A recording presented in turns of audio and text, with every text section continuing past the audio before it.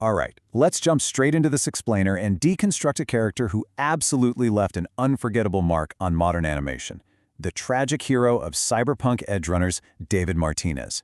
If you've seen the show, you already know his story is just downright heartbreaking. But today, we're going to look past all that flashy neon and the over-the-top violence. We're actually going to map the original source lore, along with some really fascinating academic analysis, directly onto his journey to figure out what literally happened to him. So, right off the bat, we gotta ask, was David Martinez truly a special, chosen hero destined to break the system? At first glance, David seems like your classic underdog, right? Destined to bring down this massive dystopian world. You absolutely know the trope, the uniquely gifted kid who rises from the gutters to completely shatter the corrupt establishment.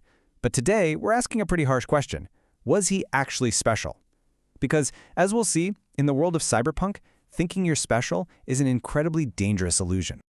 Just listen to this chilling quote from Arasaka's ultimate enforcer, Atom Smasher. "You think you're special because you're scrappy? Don't make me laugh." Spoken right during the climax of the series, this isn't just some villain taunting our hero. It is the brutal, inescapable design of Night City itself, completely asserting its dominance over a naive underdog fantasy. So here is our roadmap for today's explainer. We're going to start with the myth of specialness, then look at a hidden prophecy in the show's music, break down the actual anatomy of cyberpsychosis, identify the true villain, Night City, and finally, wrap up with the evolution of cyberpunk as a genre. Let's get into it.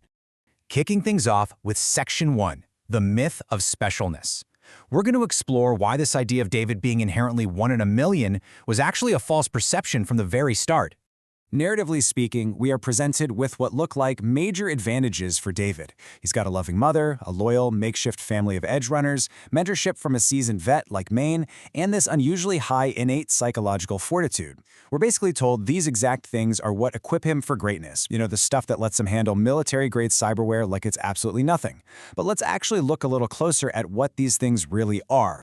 The creator of the Cyberpunk universe, Mike Pondsmith, pointed out something pretty terrifying about this. These are not superpowers. The bar for being special in Night City is just abysmally low. Having a parent who genuinely tries, making a couple of close friends, having a baseline level of mental health, outside of Night City, those are just basic human decencies. We completely take them for granted.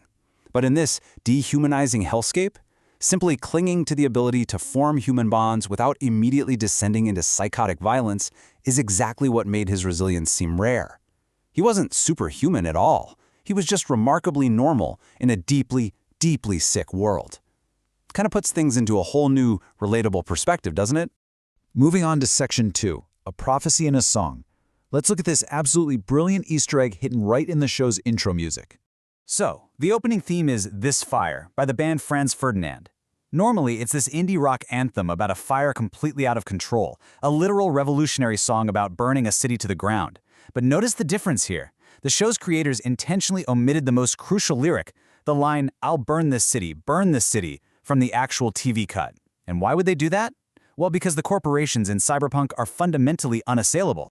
And as fans have astutely pointed out, without that ability to literally burn the city, the song's meaning shifts into this horrifying prophecy. David can't burn Night City. It's just way too vast, too powerful. So with nothing left to burn, David ends up burning himself. He's literally burning the candle at both ends, completely accelerating his own tragic self-destruction just to protect the people he loves. Which brings us to Section 3, Anatomy of Cyberpsychosis. To really understand David's fall, we have to look at the core lore and see what actually triggers this terrifying breakdown. Now, if you go out and ask an average citizen in Night City, or if you just watch the in-universe corporate media, you're going to hear a very familiar list of excuses. They love to blame cyberpsychosis on infected, sketchy Ripperdoc clinics, rogue AI possessions from beyond the Black Wall, or totally random net demon attacks. But it's literally just corporate propaganda pushing these false narratives. They do it to dodge liability. They want the public to genuinely believe this is some sort of external infection, rather than admitting it's an inherent, devastating flaw in their highly profitable products. The real explanation is actually rooted in a specific tabletop RPG mechanic, the humanity stat. This stat essentially represents your empathy. And the rule is, Every single time you install a piece of metal or plastic into your organic body, you lose humanity points. The creator designed this universe so that the more powerful you become through technology, the more your innate empathy degrades, eventually pushing you toward a murderous tipping point. It's not a computer virus, guys. It's the literal, gradual loss of the self. In fact, we have a quote directly from Mike Pondsmith that confirms exactly how we should be viewing this. He says, "I tend to treat cyberware as an addiction, heavy anabolic steroid use being my favorite model." Just think about that. Just like not everyone who juices gets roid rage immediately, your personal susceptibility completely depends on your mental baseline. Cyberpsychosis is an amplification of pre-existing vulnerabilities triggered by extreme physiological stress and emotional alienation. David started out with a fantastic buffer of humanity, but he abused the metaphorical steroids until that buffer simply ran dry. And honestly, that brings us right back to Adam Smasher. A lot of people ask, wait, why hasn't Smasher, who is practically entirely machine at this point, gone completely crazy? Well, the brutal truth is, he has. He's absolutely not immune. In psychological terms, he would just be classified as high-functioning. He avoids getting locked up in a psych ward not because he's a healthy guy, but because the Arasaka Corporation literally monetizes his specific brand of mechanized madness. His day job perfectly aligns with his cyberpsychotic urge to destroy things. That is the ultimate, grim irony of Night City. So let's zoom out and look at the macro view in Section 4, the true villain, Night City. Because let's be real, Smasher isn't the actual root of the problem here. Some fascinating academic analysis point to a concept called business ontology. Sounds a bit dense, but it's basically this terrifying idea that absolutely every single social institution must be run purely for profit. And when you apply this academic framing to Edgerunners, you start seeing it literally everywhere. From the hyper-elitist Arasaka Academy to the healthcare providers who quite literally let David's mother die simply because she didn't have the premium insurance plan. The entire city is this predatory hierarchy working exactly as it was designed to. And that ruthless design leads directly to the systemic trap. Step 1, economic exclusion. It forcefully pushes bottom dwellers like David completely out of any legitimate career paths. Step 2, to even survive, they are subjected to a world of completely corporate monopolized violence. And then step 3, to cope with all that crushing trauma, they inevitably turn to technological addiction, whether that's heavy cyberware modification or just zoning out in virtual reality. So you see, David was never just fighting rival street gangs. He was fighting the absolutely inescapable gravity of a social class structure strictly governed by overarching capitalist mechanics. But here is the truly devastating paradox of this whole story. In traditional narratives, loyalty and selflessness are the traits that save the day, right? But in a society that operates purely on predatory alienation, trying to be a selfless hero is a fatal flaw. David's desperate, unwavering need to protect his friends and to give Lucy her dream, those are the exact mechanisms that force him to push his body to absolute, catastrophic limits. His goodness, his very humanity, is quite literally weaponized against him by the city. All right, let's wrap up our analysis with Section 5, the evolution of cyberpunk. We're going to see how this specific tragedy actually reflects the shifting poetics of the entire literary genre over the last 4 decades.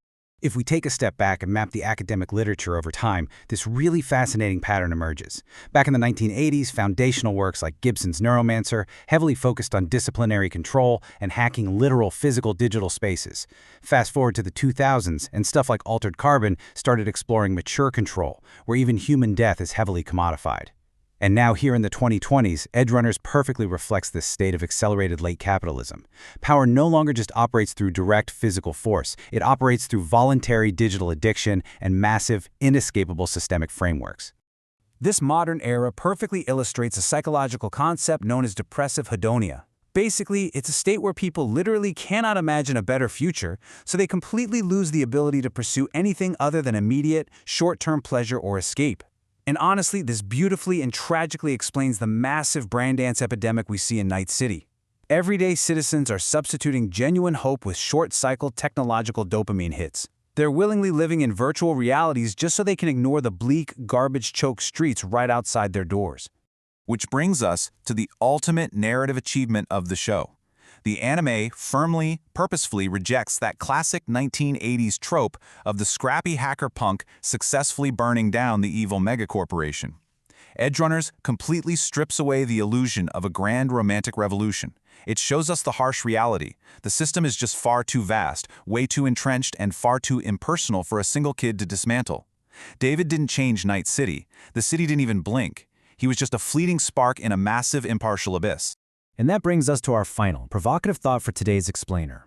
In a world explicitly designed to commodify your very soul and strip away your empathy piece by bloody piece, maybe we've all been looking at the concept of winning entirely wrong. Perhaps David's ultimate victory wasn't about tearing down Arasaka at all. Maybe, just maybe, his true rebellion was simply maintaining his profound, completely selfless love for Lucy, right up to the very bitter end. It really makes you wonder, in a world, heck, maybe even our world that feels constantly designed to turn us into unfeeling machines, is simply retaining your empathy the only true act of rebellion we have left? Thanks so much for exploring this with me, and I really hope this gives you a completely new perspective on what makes a true cyberpunk hero.